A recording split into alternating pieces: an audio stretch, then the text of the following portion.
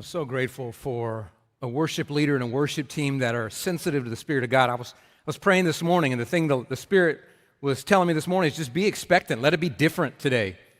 Don't come and just sing your songs and hear your sermon, or for me, preach your sermon and go home. Let it be different, and God is just in control of this thing. Getting down on our knees, some of you were on the concrete. It was a little painful, but you stayed down on your knees for a while just saying, I don't want this to be like any other Sunday. I want to worship you. So, Reggie, if you can hear me wherever you are, thank you, brother. Thank you, team, for doing what you're doing, leading us. Can't hear it. They're applauding for you right now, so praise God.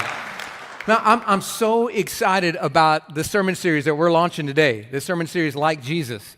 If you have been around for 8 years or more, then you'll recognize this is a reboot.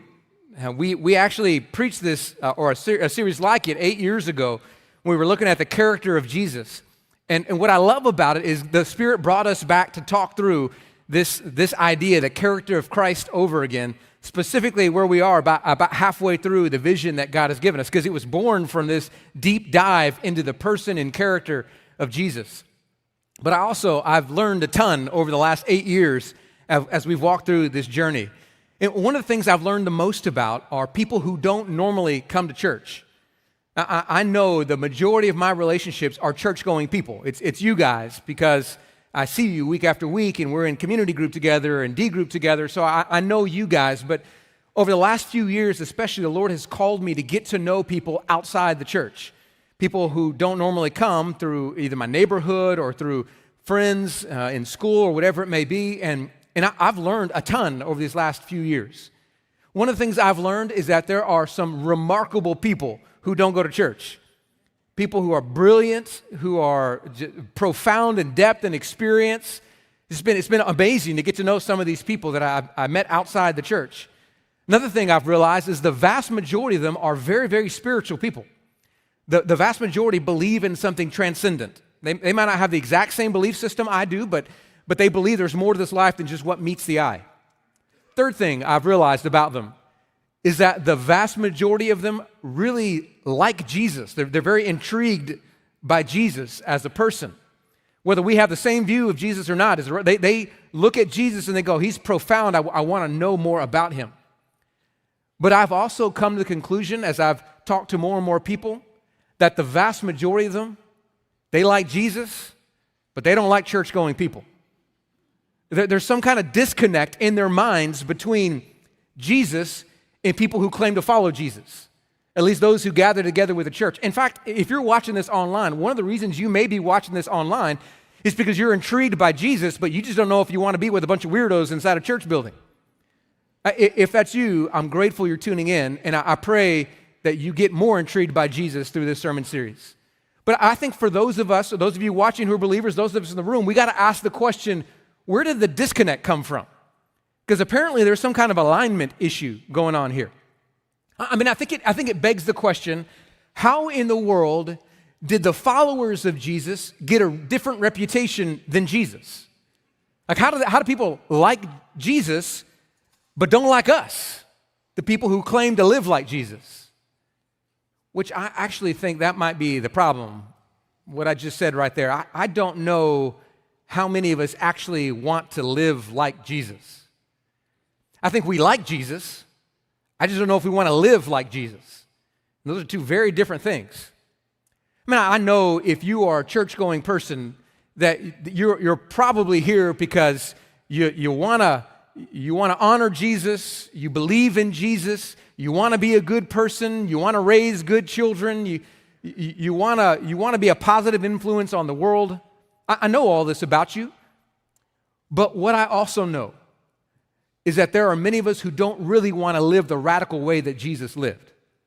Because you do remember he was crucified, right?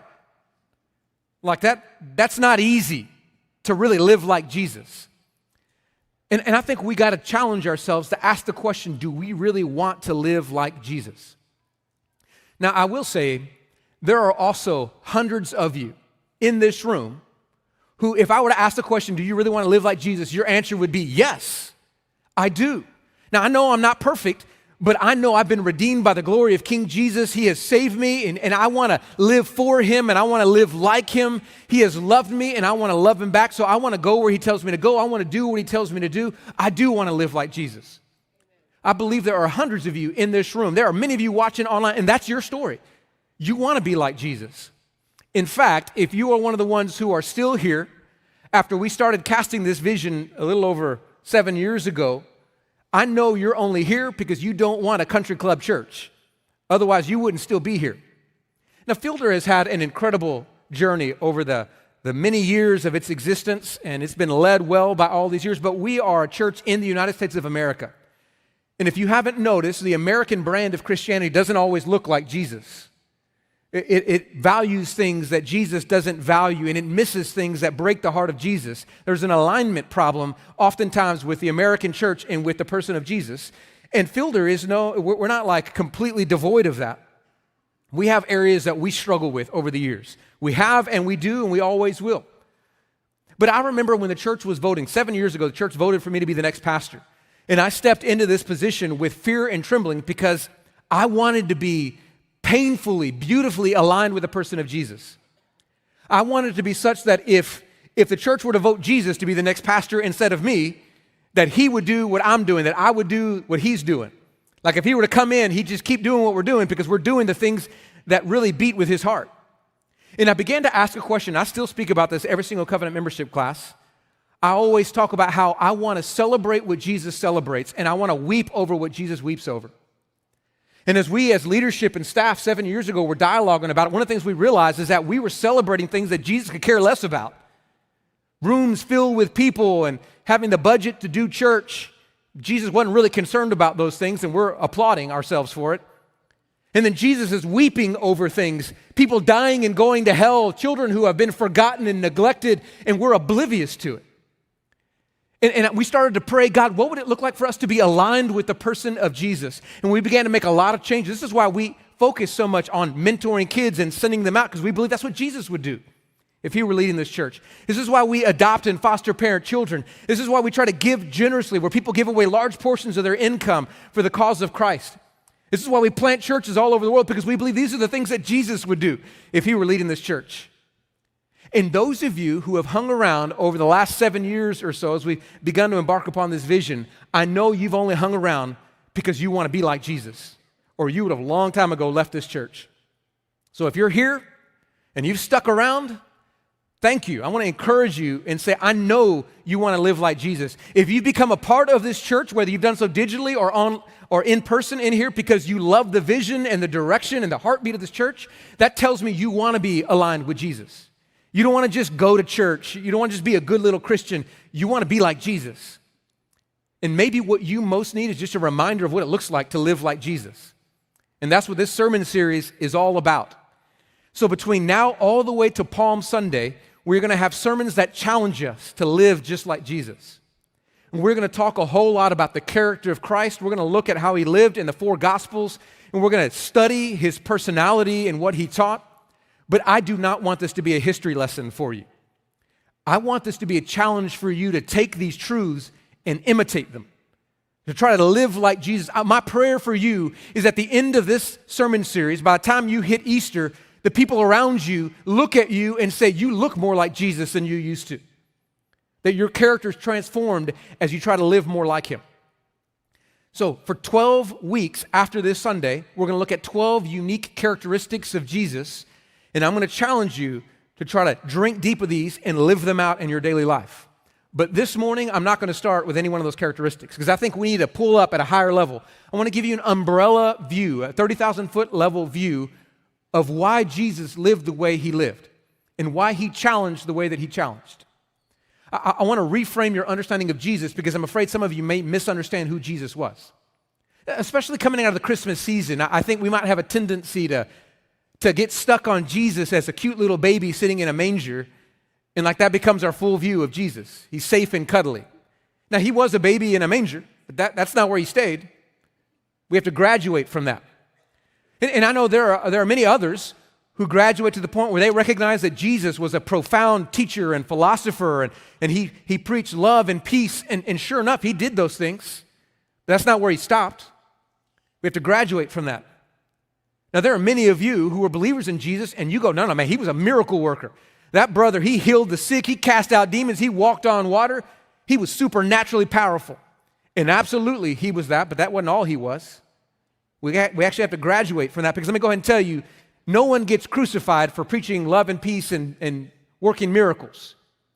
You get crucified for challenging the status quo. And at his core, that's exactly who Jesus was. He was a revolutionary who challenged the status quo of everything around him. And that's what got him crucified. And I think we need to come back and recognize that revolutionary nature of Jesus, that he was a challenger of all of our beliefs, and we need to let him challenge our beliefs. We're going to start in his very first sermon, and the whole sermon is a challenge to the status quo. It's called the Sermon on the Mount. It's found in Matthew chapter 5. So if you have your Bibles, I hope you have them either on your phone or in person. I want you to go to the Gospel of Matthew. Now, if you're not very familiar with your Bible, go ahead. There's an Old Testament and a New Testament. The first book of the New Testament is Matthew. There are 4 Gospels. Over these next 13 weeks, we're going to be all over these Gospels: Matthew, Mark, Luke, and John. The 4 Gospels are just 4 vantage points of the same story, the story of the life, death, burial, and resurrection of Jesus. So we're going to be in the first book, Matthew, chapter 5, and we're going to read what's called the Beatitudes. And many of you will be familiar with these. You've heard them before. But as you read the Beatitudes, especially if you've read them many times as a Christian and grown up in church, I want you to be really cautious not to lazily read them, because it'd be very easy for you to read the Beatitudes and just yawn your way through them because you're so familiar with them. I want you to read them with fresh eyes, almost like it's the first time you've ever heard them, because I want you to think about the revolutionary nature of what Jesus is saying as he kicks off his very first sermon he ever preached. So here's where it starts. I'm going to start in Matthew chapter 5, verse 2. It says this: "And he opened his mouth and taught them, saying, Blessed are the poor in spirit, for theirs is the kingdom of heaven. Blessed are those who mourn, for they shall be comforted. Blessed are the meek, for they shall inherit the earth. Blessed are those who hunger and thirst for righteousness, for they shall be satisfied. Blessed are the merciful, for they shall receive mercy. Blessed are the pure in heart, for they shall see God. Blessed are the peacemakers, for they shall be called sons of God. Blessed are those who are persecuted for righteousness' sake, for theirs is the kingdom of heaven. Blessed are you when others revile you and persecute you and utter all kinds of evil against you falsely on my account. Rejoice and be glad, for your reward is great in heaven. For so they persecuted the prophets who were before you."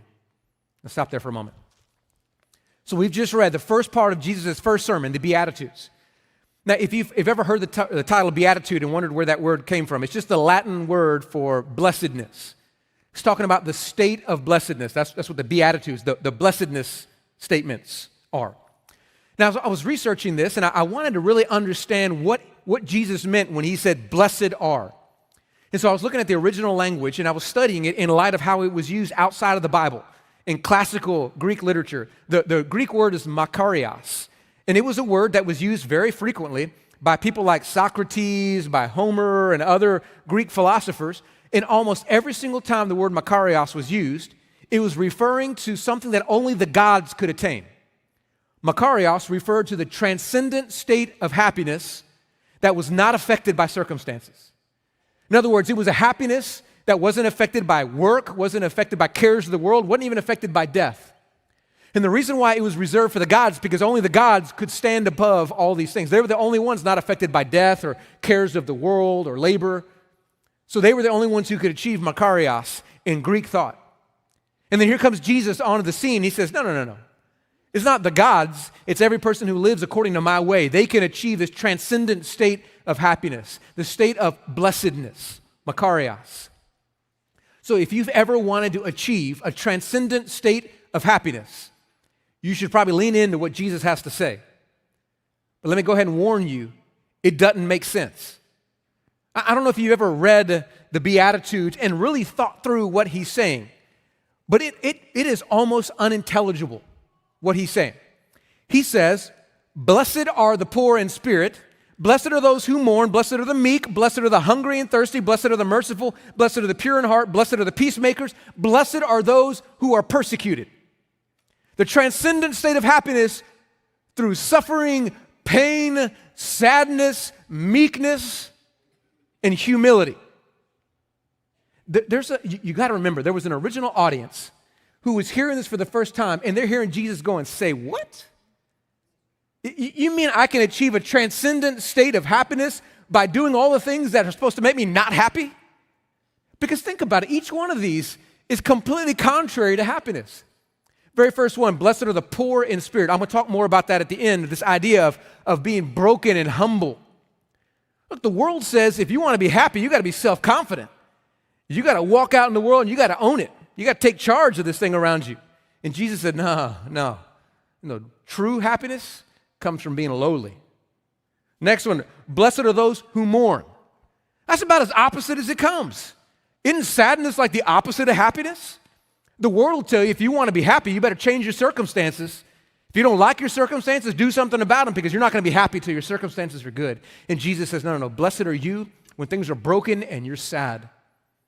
We were just watching last night the movie Inside Out, and there's joy and sadness and that realization that at some point sadness has got to take charge. Like this is what Jesus is saying. You got to let sadness take charge sometimes. You'll never find happiness. It didn't make any sense to the people who were hearing it the first time. Verse 3, blessed are the meek. Meek means not aggressive. Well, what does the world say? The world says, be aggressive, be aggressive. This is what we chant at basketball games and stuff like that. If you want to get ahead, you're going to have to be aggressive. Ain't no one going to offer you life on a silver platter. You got to go work for it. You got to be aggressive. You got to take charge. And Jesus says, no. If you want to be happy, you got to be meek. You pull away from aggression. Didn't make sense. He goes on, blessed are those who hunger and thirst for righteousness because they will be satisfied. The world says if you want to be happy, you're going to have to be satisfied right now. You're going to have to get what you want right now because you will never be happy until you're satisfied. And Jesus says the exact opposite. He says if you want to be happy, you got to stay hungry and stay thirsty for what's right. One day you're going to be satisfied, but you'll never be happy if you're trying to be satisfied right now. Stay hungry and thirsty. Didn't make any sense. Next one, blessed are the merciful. Let me tell you what the world says. The world has adopted a Cobra Kai ethic. You remember Karate Kid, those of you who've seen it? Strike first, strike hard, no mercy, sir. That dojo, you're supposed to say it over and over, strike first, strike. You got this guy drilling in, and mercy's for the weak. Well, this is what we're taught. Look, people just take advantage of you. You can't let them take advantage. You got to stand up for yourself. And what does Jesus say? He says, be so filled with mercy that you keep on forgiving people no matter what they do to you. Let them have the upper hand. It didn't make any sense. Keeps going. Blessed are the pure in heart. Let me tell you what the world teaches you. Blessed are those who indulge in pleasure. You want to be happy? Then go ahead and find what pleases you and give in to that. If it's a substance, if it's a relationship, if it's an addiction, whatever, as long as it pleases you, that's what you need to do. And Jesus says, no, it'll break you. Blessed are the pure, those who stay away from those harmful pleasures of the world. That's where transcendent happiness comes from. Then he says, blessed are the peacemakers. Let me go ahead and tell you what the world says. Blessed are the rabble-rousers. Blessed are the controversial. You want to know who has the most followers on Twitter? The ones who raise the most controversy. You want to know which news outlets have the most viewers? They're the ones who tell the most controversial stories. This is why news don't tell good, kind, wholesome stories, because they don't sell. Nobody wants to hear them. You want to get notoriety and attention? You got to stir up some controversy. And what does Jesus say? Now, if you want to find blessedness, then you diffuse controversy. You make peace. Blessed are the peacemakers. It didn't make sense. And then he finishes with the craziest one. Blessed are the persecuted. The world says, blessed are those who can defend themselves. Blessed are those who stand up for themselves and everybody else around them. And Jesus said, no, blessed are those when you are reviled, when you are uttered, spoken evil against, and when you are persecuted for my name's sake. It just doesn't make sense. How could that be the source of blessing? And if you were to keep on going through the Sermon on the Mount and keep reading all of the stories, that he got, it's just even crazier. The world says, hey, listen, man, you're all good, just don't get caught. Jesus says, it doesn't matter just what you do, it even matters what you think. If you really want to follow my ways, even how you think matters. The world says, watch your back. Jesus says, give the shirt off your back to somebody else. World says, get all you can. Jesus says, give all you can. The world says, Listen, man, when somebody messes with you, you got to get even. And Jesus says when somebody mistreats you, you got to give grace. Over and over and over. Things that are utterly contradictory to what we would think would be right and wise and masterful. A whole sermon where Jesus just slaps the people in the face saying, you're all wrong in the way you view the world. And I was sitting there trying to internalize this. How do I share this where it doesn't just fly over your heads? Like, how is this ethic so different? And how do we understand it? And the place I got to is a realization that what Jesus is trying to teach us is that the transcendent state of happiness comes from what's inside us, not what's outside of us. So that's the difference between the two. The world will teach you if you want to be happy, it's all external to you. Change your circumstances, achieve what you want, get what you want, become who you want to be, then you'll be happy. And Jesus says, no. Has nothing to do with your external, has everything to do with your internal. If you look at what Jesus taught in those Beatitudes, it all had to do with perspective and attitude and faith. Nothing with your outside. And Jesus says, if you want to find the transcendent state of happiness, one that is not the roller coaster of ups and downs of life, it comes by letting me change your inside. See, Jesus is trying to challenge their worldview. He's trying to challenge the way they perceived life because he knew that they were swimming in the wrong direction, and if they didn't change directions, they were going to die. That's why he was so countercultural. I'm curious, how many of you have been to the beach before? Raise your hand if you've ever been like in the water at the beach. Okay, that's the majority of you have been there. We love the beach. We love going to the beach. We try to go once a year if we can. Our favorite spot is right off the Florida Panhandle, a little area called 30A. We try to get a VRBO, get our whole tribe over there, and we love going to the beach. Now, if you've ever gone with little kids, it's not necessarily restful to go to the beach. Because especially my youngest, if she could drown in water about that deep right there, that girl is an accident waiting to happen. So when they're little, you got to like hover around them the whole time, like making sure that they're not drowning in that water. Because the beach is beautiful, but it's dangerous. But as our kids have gotten older, they've had a little more freedom as they get in the water. And every once in a while, we'll keep the younger two with us, and they're building sandcastles. And my wife and I can actually like read a book and chill out for a little bit while the older four go in the water and play. But because they have a little more independence, every single year, we have the exact same conversation on our way to the beach. And they've heard it like a broken record. Here's what you do if you get stuck in a rip current. Y'all know what a rip current is? That's the water that pulls you back out to the ocean. I talked in the exact same scenario over and over. If you don't know what a rip current is, if you think about how the water works on the beach, the water goes off to the beach, but it has to come back. And usually when it channels back, it can find these little channels called rip currents where it puts the water back. And if you look at the waves, you'll see there's waves here, waves there, but there's no waves right here. That's the rip current, water going back. And the problem with a rip current is if you're in it, just floating there, you're going to be pulled out to the ocean. Now, they're usually real thin, maybe 10 to 20 feet max, so they're not very far. The water's channeling through. But one of the worst parts about a rip current is that your natural tendency when you feel yourself starting to go out into the ocean is to swim back to shore. You're looking for the shortest distance. That's the shore. I want to be back at the shore, so I'm going to swim toward the shore. And every single year in the United States of America, there are dozens of people who die in rip currents when it's incredibly preventable simply because they keep swimming like Dora, just keep swimming, Dory the fish, just keep going over and over and over, and they keep swimming and they get further and further away from the beach. And they get exhausted, and they go down, and they drown.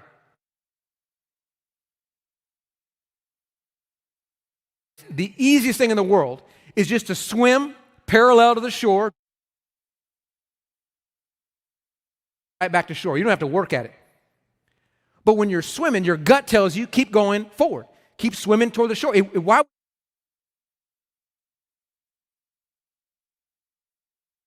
Here. Go over the exact same spiel. Kids, if you don't panic, turn your direction, swim parallel with the shore until you get out of the rip current and you feel the water change. And then you'll let it.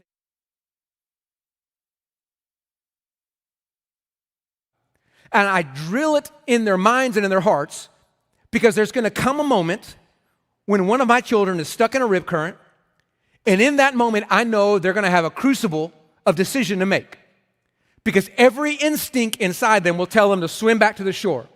And I want them to be so used to hearing my voice that no matter what their instincts tell them, they're going to turn and they're going to swim parallel to the shore and come back safely. I want it to be drilled into their minds to the point where they almost vomit when they hear me tell them again, because they're so sick of me telling them over and over and over again, this is what you do when you get in a rip current. Because when that moment happens, I want them to make the right decision. Listen, this is exactly what Jesus is doing for us in the Beatitudes. He's telling us, guys, you are stuck in the rip current of life. You see what you want that transcendent state of happiness, but the problem is you're in a rip current in this world and you're swimming toward happiness, trying to get all the things you think will make you happy, all these external things. If I just lose that weight, I know I'm going to be happy. If I just get that relationship, if we just start that family, if we just get that house, if we just get that car, whatever, if I just get that thing, if I reach that goal, if I make that success, that external thing, then I'll be happy. And we're swimming toward what we think we want, and we don't realize we're getting further and further away from the thing that will make us happy. And I think when we finally wake up from our slumber, we realize that. I mean, look at the world, look at the people who are rich and famous, and what you'll discover is there is not a high happiness index among them.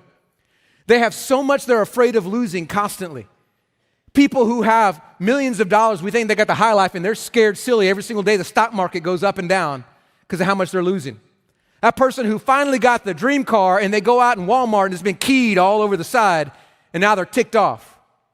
These things that we think will land us that relationship we so desperately want, and 5 years later we don't even know why we married the person. That's not us, baby. I just want you to know that. But I think there are people who they view this and they think if I just swim toward what will make me happy, then I'll be okay. And they don't realize they're just getting further and further away.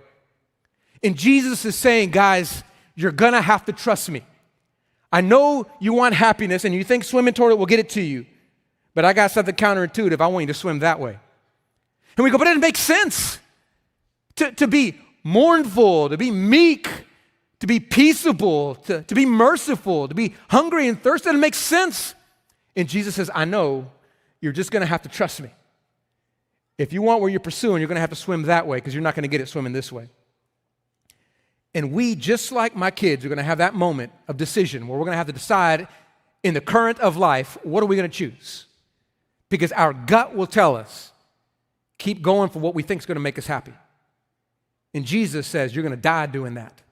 You got to swim this direction. If you want to find transcendent state of happiness, true blessedness, you're going to have to trust me.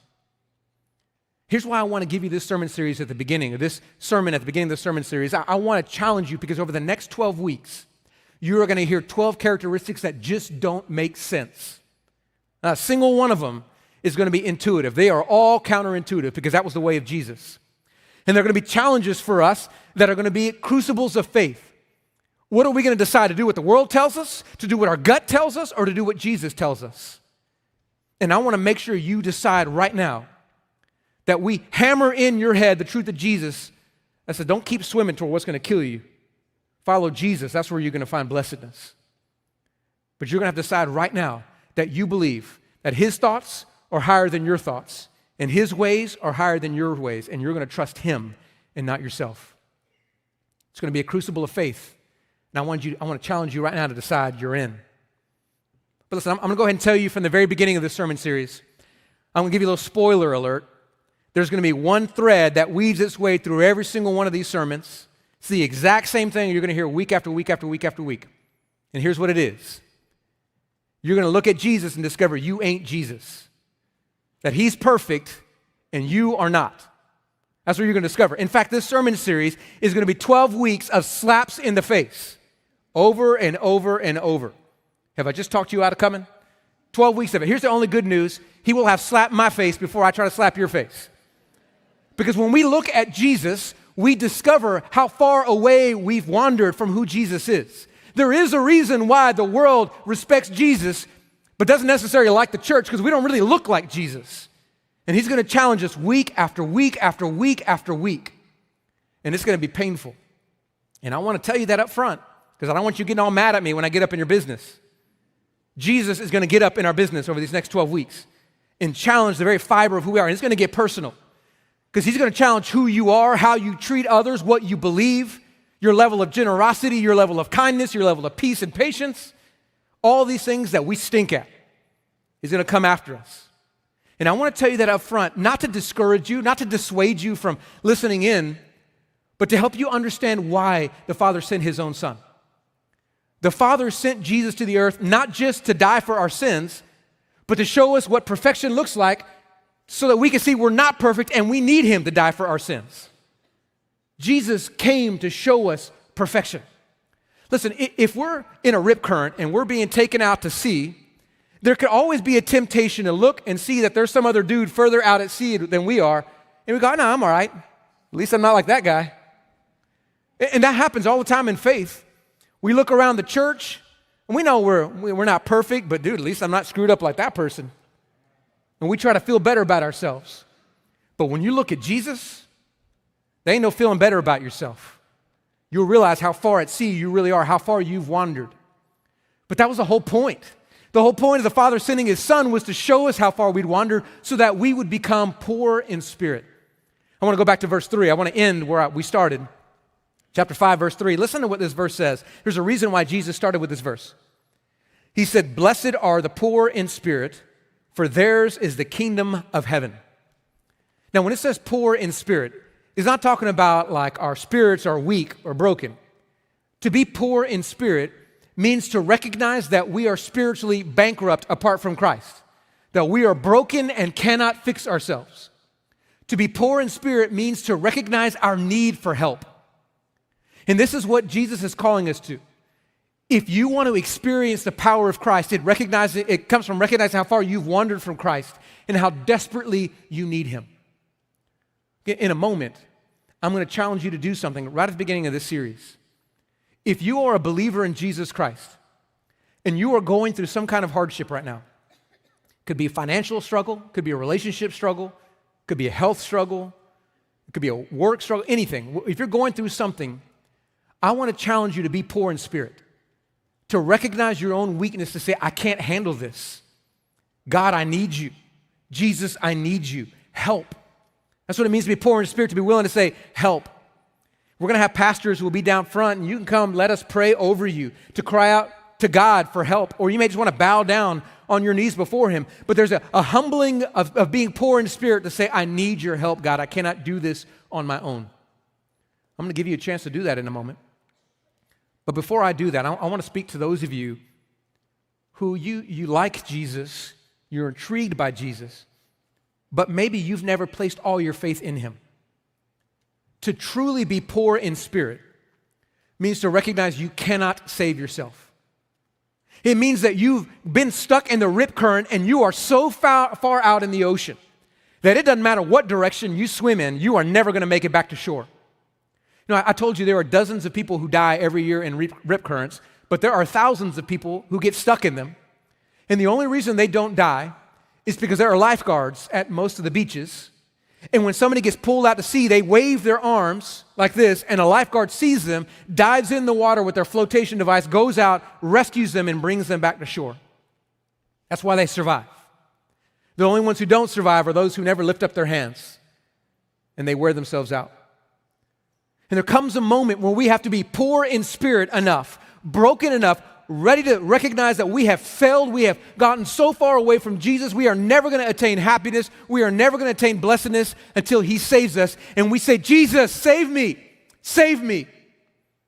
And the moment we ask for it, Jesus dives into the water and he comes and he rescues us. That's why it says, blessed are the poor in spirit, for theirs is the kingdom of heaven. When we humble ourselves, he offers us the very kingdom. We'll just choose to ask for it. So listen, that's you. And you've never come to that place to say, Jesus, save me. I don't want to just be around you. I don't want to just like you.